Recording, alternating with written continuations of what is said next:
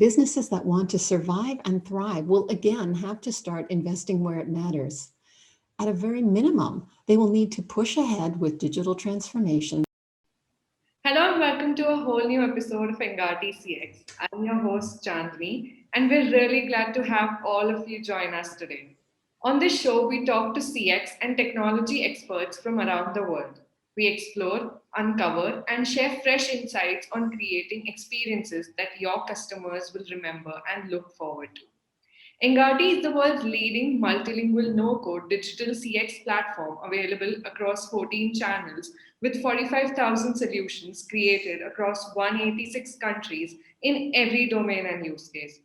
Engati has also been recognized as a top platform by Inc. magazine, Tech World, CIO, and many others. We run the Engati blog, video channel, and the Engati CX podcast, receiving upwards of 4 lakh visitors annually. And now for our guest, Anna Noakes Schulze is the senior partner for customer experience at Ecodynamics, a platform economy and digital business consultancy based in Cologne. She was the founder of digital experience consultancy Sunflower UX and previously held senior user experience roles in London digital agencies. She believes that while customer experience is a powerful and proven business driver, it's much more than that. It's becoming the definitive competitive advantage of our time. Welcome to the show, Anna. We're excited to talk to you today. Thank you so much for having me. It's a pleasure to be with you. Same here. But before we dive into our interview with Anna, don't forget to subscribe to Engati and tap on the bell icon below to get access to exclusive content from thought leaders around the globe. So, beginning with the interview, Anna, you've mentioned that customer experience is a powerful and proven business driver and is also becoming the definitive competitive advantage of our time. What strategies and tips would you recommend to companies to up their game? There are so many that we could begin with, but I want to focus on a few key principles here. Responding to customer needs is a central tenet of customer experience, and it's one of the key reasons that we talk about the importance of customer understanding and empathy. For a lot of companies with a low CX maturity, just learning to gather customer feedback and respond and adapt is an excellent start to optimizing the business and improving competitiveness. However, what we sometimes forget is that responding to customers is always retrospective and sometimes too late. Often we get customer feedback when the relationship is already under strain. And by then, you may not have to overcome not only the original customer issue, but negative word of mouth as well. So to up your game now, you really need to take a page from CX leaders and approach customer experience proactively as well. Marketplace leaders like Amazon and Alibaba not only anticipate future customer needs years into the future, but actually model and test them recursively to find the best solutions. That's how they plan to stay hyper-relevant, competitive, and maintain their CX leadership over the longer term. In addition, CX leaders are highly focused on creating and delivering value to their customers. In many cases, this means developing digital ecosystems of products and services, often in cooperation with other partners, so that they can better and more comprehensively serve customer needs. This ecosystem strategy increases the value delivered to the customer and makes the customer relationship stickier. The COVID-19 global pandemic was a watershed event for business disruption. Many companies that were dragging their feet on digital transformation got a rude awakening when they suddenly needed it done yesterday. An omni-channel approach to customer experience is crucial for meeting customers where they are now. And digital transformation is the key to making it seamless. It's the great enabler that allows a streamlined, single view of the customer across all digital touchpoints. It affords speed and efficiency of operations while reducing customer friction. Any business that wants to up their game in today's business environment will need to develop their CX strategy and digital transformation strategy concurrently and with priority. Absolutely well said, Anna. I think now it has become very important to, have a digital presence of your business and serve customers where they are rather than bring customers to where you are. So that's Exactly right. very important. Thank you so much. Moving on to the next question, analysts predict that in the current decade, CX will provide a competitive advantage and that businesses will compete over CX rather than features and pricing. Do you agree with this? Well, this might surprise you, but not necessarily, no. There's actually a lot of misunderstanding about the role of CX as a competitive advantage. When people talk about competing on CX, that implies that features and price are no longer important. Obviously, that's not the case. To some extent, businesses will always compete on features and price since both of these things act as basic filters in the purchase decision process. So first, the features have to meet customer needs, and second, the price has to be acceptable. Filters like features and price function more or less as a deal breaker that customers use to eliminate some of the competing options. Now, once you pass through that gateway, represented by filters like price price and features, then you need to find ways to stand out from other competitors that are under consideration. And this is where customer experience starts to offer a competitive advantage, but if and only if certain conditions are true. 1, your business operates in a competitive marketplace. 2, your customers have the possibility of switching. And 3, you're not a commodities business, meaning you compete on price only. So basically, customer experience is a competitive advantage in every business scenario that involves having to win and retain customers who could potentially go elsewhere if they wanted to. So it's crucial to remember that, so that when you invest in CX, you do so at an appropriate level that will generate ROI for your kind of business. Now, once you've determined that customer experience is in fact an important business driver for you, then you can work out specifically how it delivers a competitive advantage. So great customer experience in the B2B environment could mean the ability to charge a price premium, increased sales and profitability, greater market share, greater share of wallet, and decreased cost to acquire and serve customers. All of these are extremely important. But in each of these cases, you really have to know who your customers are and what they truly value. And this will ensure that your CX initiatives are correctly prioritized and aligned with meeting or exceeding customer expectations. So the short answer is yes, broadly speaking, we'll be competing on CX, but we need to be aware of the context around that statement, including other factors such as specific business model, competitors, and market conditions. Absolutely. That's an absolutely amazing answer, Anna. And the 3 conditions that you stated were very, very, very true. So, moving on to our next question. While business to consumer has made a lot of progress in CX, business to business is fairly behind. How can B2B companies make the push for CX?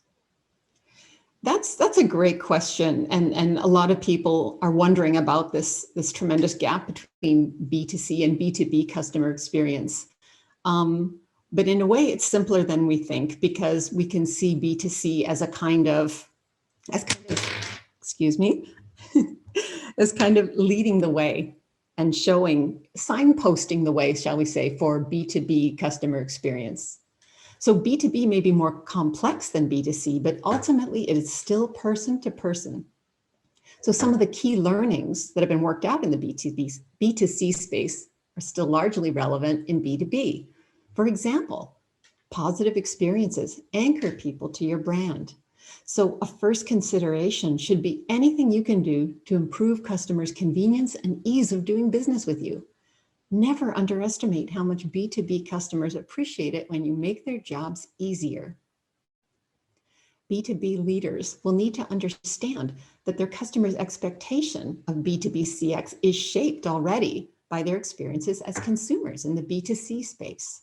They want convenience, speed, and multi-channel engagement with minimal friction. They want the ability to self-serve, assistance from bots and AIs as needed, and the ability to choose jumping off points where they can interact with a real human without delay. So digital with a human touch is that tricky balance that needs to be achieved. One of the key themes in B2B going forward will be hyper-relevance. Customers' needs and preferences are changing quickly, and this is only accelerated in the pandemic era. The ability to deliver innovative solutions that respond dynamically to customer needs is going to be an important success driver. Accenture finds that B2B CX leaders dynamically target a balanced mix of core and disruptive growth opportunities. They continuously design iconic experience and build or iterate solutions that customers crave. And they connect with a broader set of ecosystem partners to drive better experiences than they could on their own.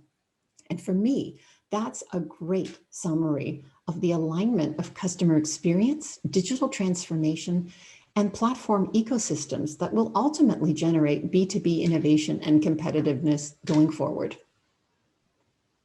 That's really well said, Anna. So, moving on to the next question, what are the roadblocks we see in 2020 in customer experience, and what trends do you see for our greatest asset, the customers? Well, the biggest roadblock to customer experience in 2020 has been the ongoing effects of the global pandemic, namely these sudden and dramatic changes in the business environment, economic conditions, and customer needs. Just when it was more important than ever to stay close to customers, the bottom fell out of CX investment. Many companies were afraid to spend even on essential business improvements like omnichannel and digital transformation, even as they recognized how important they were. That instinct to batten down the hatches and hope that this crisis would be over soon was evident everywhere. Now we're nearly through the first year of COVID-19, and it looks like it will take at least another year before anything gets back to normal. And that's far too long to just sit on our hands and wait. Businesses that want to survive and thrive will again have to start investing where it matters. At a very minimum, they will need to push ahead with digital transformation and modernize the legacy systems that keep customer data siloed. They'll need to get very closely attuned to their customers' current state, changes in jobs to be done, and understand how to continually serve them better. And that's really just the minimum, the absolute minimum. Now, the bold and the brave will be looking more closely at platformization as a business strategy. They'll identify opportunities to adopt a digital ecosystem mindset and either build, buy, or join scalable digital platforms. Those are the three options. That's it. It's a fundamental shift from producing value to orchestrating a digital ecosystem populated with a network of partners who share in value co-creation. Make no mistake, the loss of direct control over CX and platform environments is going to be very difficult for traditional pipeline businesses to absorb. But for many, their future growth depends on it. What platforms offer is a dynamic and responsive business environment that allows live testing of new concepts for products and services co-created on the platform. And with the right technology, tools, and platform governance, platforms can bring together the right combination of producers, consumers, and partners to create experiences that fuel exponential growth. Absolutely, Anna. And I think digital transformation plays a very important role now because we've seen the pandemic era and a lot of businesses have completely switched from being offline to coming online. And I think that is something we'll see on and on further also. That's really well said. So could you provide our audience with some tips and tricks in creating customer experience vision and strategies? Absolutely. And the approach that I would take on this is that, yes, CX chip centrics are already pretty thick on the ground. And what I'd really rather do here is pop up a level and focus on this digital ecosystems business climate that we're in and how that's going to shape our CX vision and strategies going forward. So some of what I say here might surprise you. So the first issue at hand is disruption, obviously. Aside from the pandemic, there have been at least two major sources of business disruption in recent years. One is digital transformation, and the other is the platform revolution. Surprisingly, CX professionals have been all eyes on the former, digital transformation, and not at all on the latter, platforms. And the reason for this is that CX professionals are mostly business model blind. The entire knowledge base of CX was designed around classic pipeline businesses that produce goods and services along a linear value chain. For most pipeline businesses, optimizing business activities centered on attracting, serving, and retaining customers has been the key to success. But now, the greatest source of business innovation is now platform businesses that have entire ecosystems and complex value chains. So just 10 years ago, the world's biggest companies were still pipeline businesses, the kinds that all of us in CX know how to serve and optimize. Today, platforms are 8 out of the 10 biggest companies in the world by market capitalization. That is an enormous shift in the global business environment in a relatively short time. So instead of 4 walls and a linear value chain, platforms have entire digital ecosystems connecting producers, consumers, with various providers and partners. Platform businesses upend the traditional value chain by delivering products and services in a way that creates or unlocks additional value through collaboration and exchange. The mechanisms for creating or enabling that value and the kind of metrics that measures the health of the business are fundamentally different between pipelines and platforms. So for CX to be an effective business driver in this platform era we're going into, we need to adapt our core competencies to the characteristics and drivers of platform businesses, as well as to their individual business models. We'll need to expand our core knowledge and adopt key learnings from other disciplines that better inform how we practice CX in this brave new platform world. And here, I'd like to offer CX leaders a practical approach to platform businesses from a customer experience perspective. My working model for CX success in a platform environment involves 3 essential keys: value, usability, and trust. Value means that the platform offers a core interaction that solves a real customer problem, mechanisms to capture, monetize, and reward value creation on the platform, and the ability to further evolve the offerings to better serve customer needs. Usability means an excellent user experience, emphasizing convenience, ease of use, consistency, learnability, system speed and reliability, error prevention and recovery, help and user guides, as well as platform-appropriate filtering, matching, and communications functionality. Trust means designing pillars of digital trust so that the platform participants can confidently interact with each other and exchange value. Important trust considerations must include data security, user identification, payment verification, and appropriate standards for user-generated content. This framework that I've come up with is only preliminary, but it affords an approach to CX for platforms that can give us a practical and useful starting point. And I'm really looking forward to seeing where this takes us. Absolutely. And I think the audience is going to love the framework that you've been set and you've shared with us here today. It is really amazing. So Thank you. before we wind up the interview, are there any other sound bites you would like to leave our audience with, Anna? Yes, just one. Customer delight is overrated. Figure out how to be essential instead. Be as necessary as the air they breathe. That's all from me. Absolutely. This was like a really important message out there. So thank you so much, Anna, for giving us your time. Your insights were really valuable, and I know our audience is going to enjoy this interview. It's been an absolute pleasure, and I really appreciate the invitation from you and the chance to talk about Platform CX. Thank you so much. Thank you so much. So we'll be back with a new episode and a new expert soon. So stay tuned, and we'll see you around for the next one. Thank you. Thank you very much.